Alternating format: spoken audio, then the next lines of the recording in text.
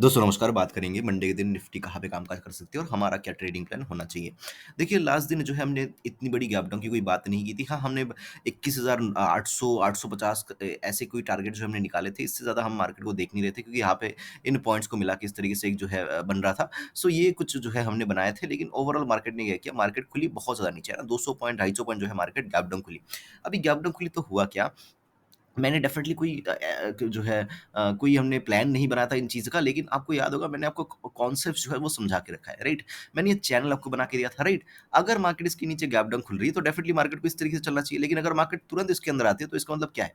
कोई एक रेजिस्टेंस है, अगर मार्केट जो है इसके ऊपर खुली है, तुरंत इसके नीचे आ रही है, तो ये रेजिस्टेंस की तरह ही एक्ट हो रहा है। या फिर कोई एक पॉइंट है जो सपोर्ट है और मार्केट इसके नीचे खुल के तुरंत इसके ऊपर आ रही है, तो ये एक सपोर्ट है। तो अगर ये सपोर्ट है, क्या मार्केट ने क्या किया, फर्स्ट कैंडल, सेकंड कैंडल में ही इसके अंदर आ गई, तो इसका मतलब क्या है, मार्केट ने सपोर्ट लिया।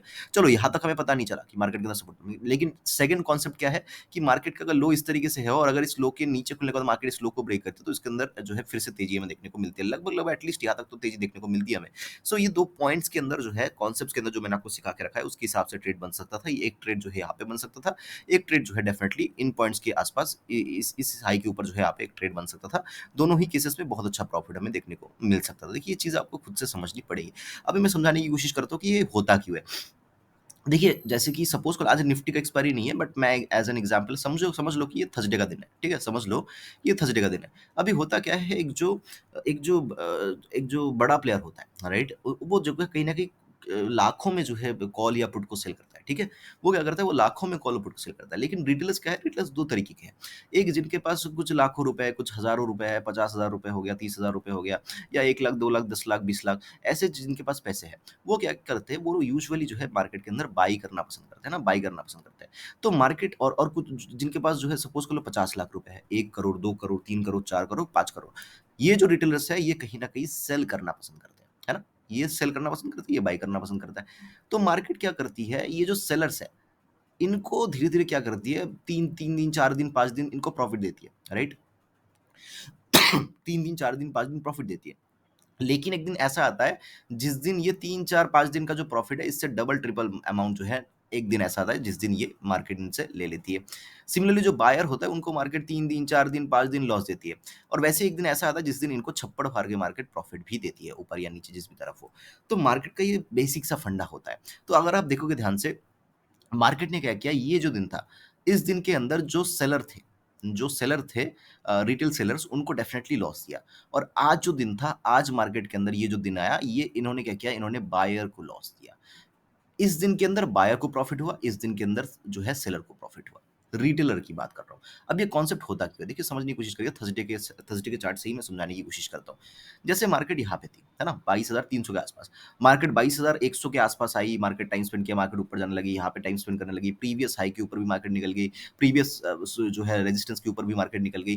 तो जो सेलर होता है उसको लगने लगा कि अरे मार्केट तो इतना ऊपर चल रही है, 22,300 के आस-पास, एक काम करता हूँ 22,100 का, 22,150 का पुट सेल कर देता हूँ, मुझे तो ये ज़ीरो होता हुआ ही नज़र आएगा।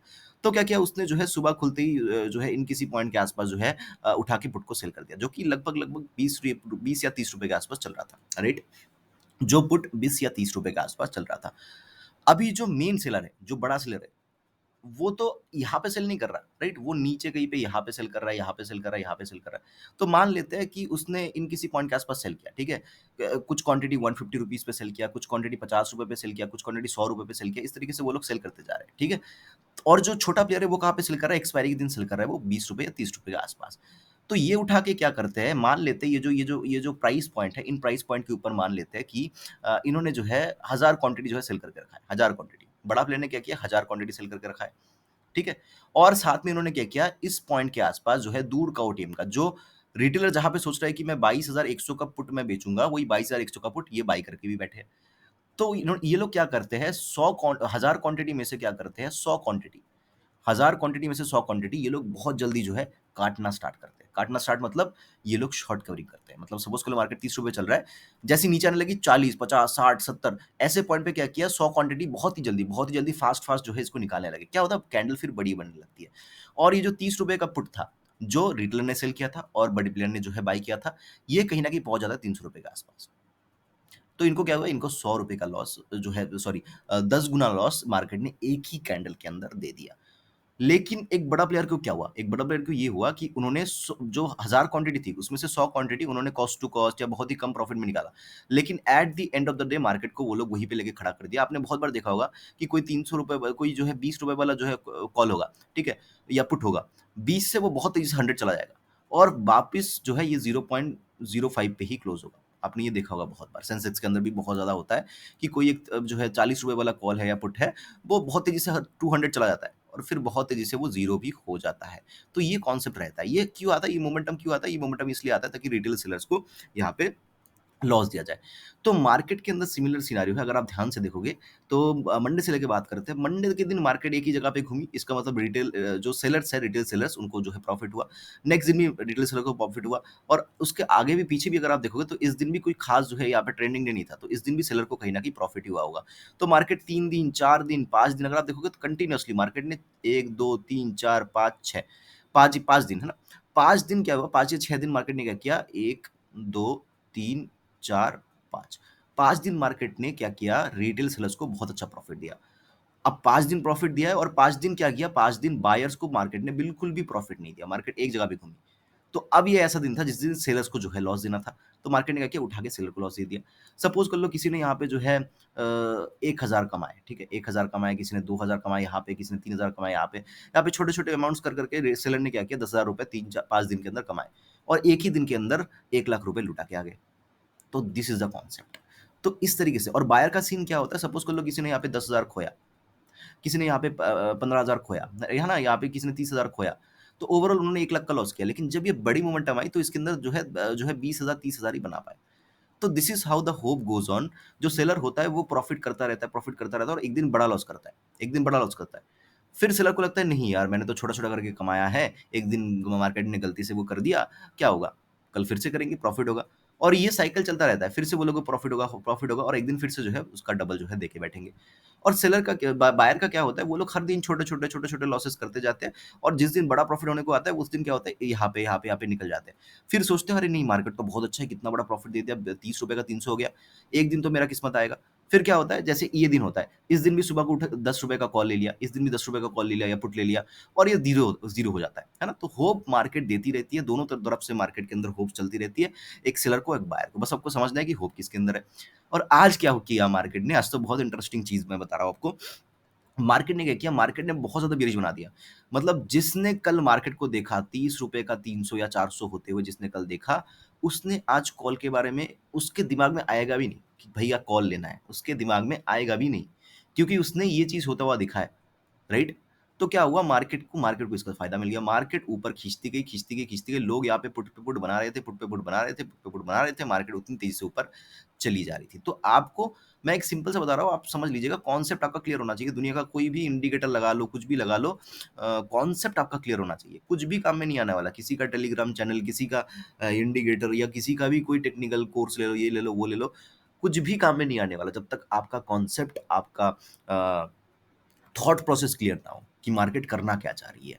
अगर इतना ही आसान होता तो सब कोई पैसा कमाते। तो मार्केट को आप थोड़ा-सा वो बोलते हैं ना कि अगर सीधी ऊँगली से घी ना निकले तो थोड़ा-सा ऊँगली को जो है टेढ़ा करना पड़ता है। तो उसको थोड़ा-सा जो है यहाँ पे आप थोड़ा-सा बेंड करो, बेंड करने के बाद देखोगे किस तरीके से मार्केट ईज़ी लगने लगती है। बात करते हैं किस तरीके से मार्केट कामकाज कर सकती है। डेफ़िनिटली मार्केट ने सपोर्ट ले लिया है और मार्केट जो है यहाँ से देखो अभी मार्केट के पास रेजिस्टेंस है ना, अगर आप देखोगे तो ये एक तगड़ा रेजिस्टेंस है, इसको भूलना नहीं चाहिए हमें। ये 22,320 के आसपास का ये पॉइंट आ रहा है। ये एक तगड़ा वाला रेजिस्टेंस डेफिनिटली मार्केट के अंदर अभी भी है। तो मैं कॉल जो है कहीं न कहीं 22,320 के ऊपर ही लेना पसंद करूँगा। इसके यहाँ तक जब तक मार्केट है ना थोड़ा-सा पी की तरफ अभी भी इंटरेस्टेड हूँ, राइट? बात करते हैं किस तरीके से फिर प्लान देखो मार्केट का फ्लैट खुलती है, ठीक है? फ्लैट खुल के अगर ऊपर चलने लगती है, इन हाईज़ के ऊपर, ये हाई कहाँ पे आ रहा है? लेट मी जस्ट चेक, ये हाई आ रहा है 22,180। तो 22,180 के ऊपर मैं थोड़ा-सा कॉल की तरफ इंटरेस्टेड रहूँगा। क्वांटिटी मेरी बहुत कम रहेगी, बहुत ज़्यादा कम और मैक्सिमम टू मैक्सिमम टारगेट 320 तक के टारगेट्स हो सकते हैं। मार्केट अगर गैप अप खुलती है, तो ये मेरे लिए अच्छी ट्रेड जो है बन सकती है अगर मार्केट 320 के पास आ जाए। 320 के पास अगर मार्केट गैप अप खुलती है, गैप अप खुल के मिलती है, मैं एक बार यहाँ पे पी का ट्रेड लेने में इंटरेस्टेड रहूँगा। हाँ, लेकिन डेफिनिटली 320 के ऊपर मैं मार्केट के अंदर बुलिश हो जाऊँगा। जब तक मार्केट 320 के नीचे है, मैं मार्केट के अंदर बुलिश जो है नहीं होऊँगा। 320 के ऊपर डेफिनिटली मैं बुलिश हो जाऊँगा। अभी बात करते हैं मार्केट अगर फ्लैट खुल के नीचे आने लगती है। देखिए फ्लैट खुल के नीचे आने लगती है तो मार्केट के पास ऐसा कोई सच पॉइंट नहीं है जिसके अंदर हम पुट का ट्रेड लें। लेकिन हाँ, अगर मार्केट जो है एक काम हम कर सकते हैं, अगर आप देखोगे तो लास्ट के टाइम में मार्केट एक जगह पे काफ़ी देर तक रुकी थी, है ना? एक बॉक्स बना के मार्केट गई है। तो अगर इसी बॉक्स के अंदर खुल के इस बॉक्स को नीचे की तरफ ब्रेक करती है तो मैं थोड़ा-सा जो है यहाँ पे पी का ट्रेड ले सकता हूँ। बहुत बिग टारगेट तो नहीं, लेकिन कहीं न कहीं इन पॉइंट्स के आस-पास 22,000 के आस-पास तक का टारगेट देखने को मिल सकता है। काफ़ी फास्ट जो है, मतलब 3, 4, 5 कैंडल के अंदर जो है टारगेट देखने को मिल सकता है। फिर हो सकता है मार्केट साइडवेज हो जाए, फिर से रिकवरी दे दे। There are many things market can do, तो थोड़ा-सा जो है इसको देखना पड़ेगा। फ्लैट खुल के नीचे आने लगती है। कॉल का ट्रेड देखो, कॉल का ट्रेड क्या है, इस पॉइंट से भी मार्केट सपोर्ट ले सकती है, इन पॉइंट से भी मार्केट सपोर्ट ले सकती है। तो 2-3 सपोर्ट्स मार्केट के पास है। वी डोंट नो कहाँ से मार्केट सपोर्ट लेगी, लेकिन हाँ, नीचे आने को आई, इस बॉक्स को तोड़ा, तो डेफिनिटली एक झटका मार्केट 2-3 कैंडल के अंदर दे देगी, उसके अंदर हम पैसा कमा सकते हैं, तो ये एक प्लान हम कर सकते हैं। अभी मार्केट अगर गैप डाउन खुलती है, देखिए अगर मार्केट बहुत बड़ा गैप डाउन खुलती है, छोटा-मोटा गैप डाउन में क्या होगा, उतना खास कुछ बनेगा नहीं। 22,000 के आस-पास खुलती है तो देखना पड़ेगा क्या सपोर्ट ले रही है क्या, और यहाँ तक फिर से आएगी, फिर यहाँ पे साइडवेज हो जाएगी, तो कोई फायदा नहीं है। लेकिन अगर बहुत बड़ा गैप डाउन खुलता है 21,900 के आस-पास, 880 के आस-पास, मैं डेफिनिटली 100% कॉल की तरफ इंटरेस्टेड हूँ। लेकिन ये पॉइंट जो है मेरा स्ट्रिक्ट एसएल रहेगा, 840 के आस-पास का ये पॉइंट आ रहा है। 840 के नीचे मैं बियरिश हो जाऊँगा मार्केट के अंदर। तो अगर मार्केट गैप डाउन खुलती है 840 तक जो है मैं कॉल देखूँगा, 840 के नीचे मैं मार्केट के अंदर फिर बियरिश हो जाऊँगा। तो ये ओवरऑल सीन रहेगा कल मेरा मार्केट के अंदर। मैं मार्केट के अंदर आने वाले दिनों में क्या हो सकता है मैं आपको बताने की कोशिश करता हूँ। देखो यहाँ पे कुछ इस तरीके से पैटर्न बनता हुआ मुझे दिख रहा है, राइट? ये देखो, यहाँ पे मार्केट यहाँ तक आई, let me just draw it, yes. थोड़ा-सा चार्ट को ऐसे कर लेते तो दिखने में ईज़ी होगा।